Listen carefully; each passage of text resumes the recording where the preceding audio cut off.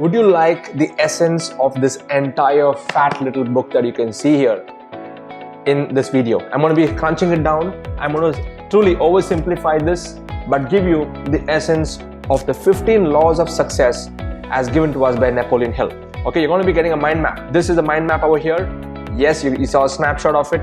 Let's come back here. There are 15 laws, there are 15 principles which govern true success in this world. And I'm going to be running through all these 15 laws one step by step. And this particular book, Law of Success, actually expands on each of these different laws here. There are 15 different laws. So I'm going to oversimplify this whole thing in just a few minutes so that you get the essence of everything, and you go buy the book later on and go deeper into it. Okay, so let's get straight in. Okay, so law number one is you need to have a definite chief aim, So we're talking about your goal. Now, if you do not know where you want to go, you might as well, you can go anywhere. So Napoleon Hill talks about the power of having a clear and defined goal in every aspect of your life. Health, wealth, relationships, and spirituality. These are like the 4 key areas. And you can go more specific into what you want to achieve. The second law is self-confidence. Self-confidence is so important, and the things that really stop us from being self-confident is fear. And he breaks it down into the 6 kinds of fears. You got to master the 6 kinds of fears. There's fear of poverty, fear of old age, fear of ill health, fear of criticism from others, fear of loss of love of someone, and finally fear of death.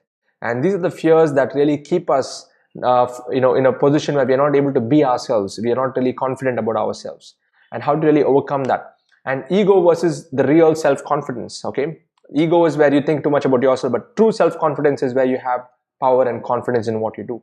And this is the second principle. So if you're able to master, if you're able to understand how to overcome fear, and if you ask me, some of our greatest literatures, like I read the Bhagavad Gita, some of you may be reading your own scriptures. Going back to spirituality is where you can get the true answers of overcoming fear, by understanding that we are not human beings on a spiritual journey, but we are spiritual beings in a human journey. Okay, and there's something more to it when it comes to the journey of the soul. Number 3, let's go to number 3, habit of saving. To be really successful, you need to inculcate the habit of saving at least 10% of every single penny that you make, and you don't even touch that. In fact, I've adapted this into a TWCGO principle given to me by one of my mentors. You can go to sids.co/wealth and check that out. Okay, and I talk more about how to really structure your money and your finances. And the most successful people are the ones who are very, very tight when it comes to how they manage their money. Okay. Number 4 is initiative and leadership.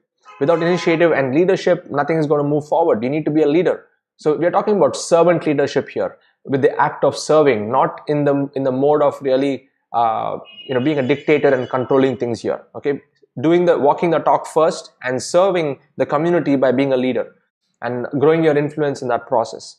Number 5 is the number 5th law is the law of imagination. Imagination here more to do with how you can stimulate your mind to doing things out of the box.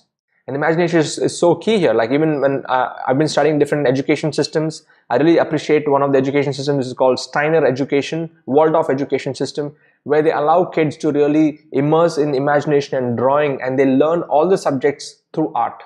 Okay, very, very interesting concept.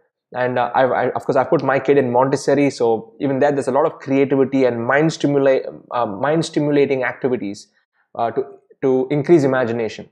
Okay, which is not the case with the regular current school of box education, where everything is predefined and you got to do things, and they have like one extracurricular activities period. It's not about that. So imagination is very, very key here if you want to be successful. And one of the things that I do is I try different things. I learn different things. I'm learning music. I'm learning art. I was looking at design, how Nike designers made their shoes. So I really want to expand my horizon of perspectives when it comes to life. So that really helps me imagine things on a much deeper level. Number 6 is enthusiasm. I'm sure you can feel the enthusiasm coming through me.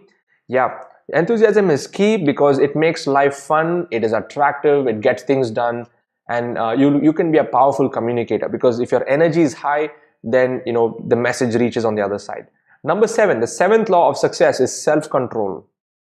This is a big one. In fact, there was an experiment that was done called delayed gratification experiment. Don't eat the marshmallows. Go and check it out on TED. Very powerful experiment that was done on kids in the age of 4 to 5 years old to see who could be successful in their future when they grow up. And the kids that could resist temptation at a younger age, they were the ones who were really successful when they grew up. But those who were able to succumb to that, they were really not successful when they grew up. So delayed gratification is the key. It's self-control, and it also starts with the tongue here. Okay, when I'm talking about tongue here, even back in our Vedic scriptures, I was doing some research. One who can be called a master is somebody who can control their tongue, their belly, and their genitals. Okay, it's all in line here. So when you control your tongue, when you control your speech, when you're able to control what you eat, then you would have control over yourself. So it starts with the tongue. It's a very interesting concept. You go and do your research on this. Number 8 is the habit of doing more than what you're paid for. The habit of doing more than what you're paid for. Here I'm talking, this always works, and it is very attractive. If you are somebody who's just doing what you're paid for, okay, you're going to be one among anybody else. But if you want to be like super successful, go beyond, cross the borders, cross the lines, and do whatever it takes more than what you have been paid for. That is a sure shot way to be successful. Number 9 is pleasing personality. The law of having a pleasing personality. You know what?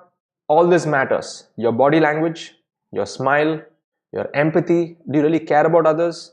Your speech and humor as well. So all of these contribute to a pleasing personality. And if you're somebody who's just like go-getter types, I just want things done, and you don't have a pleasing personality, there's only to a particular level that you can reach.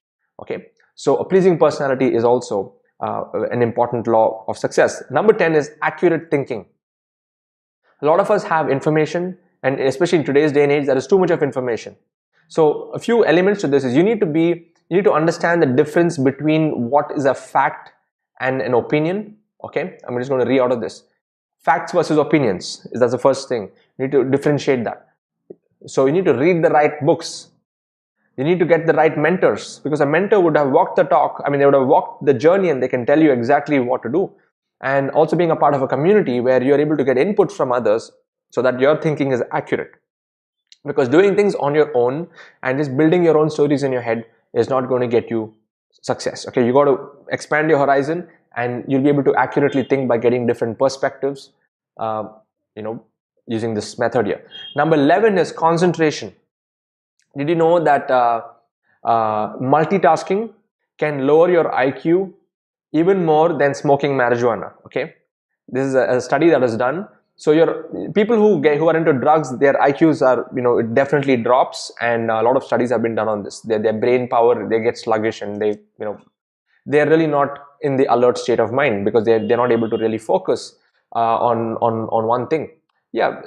Now, when it comes to concentration, here are a few principles here. No multitasking.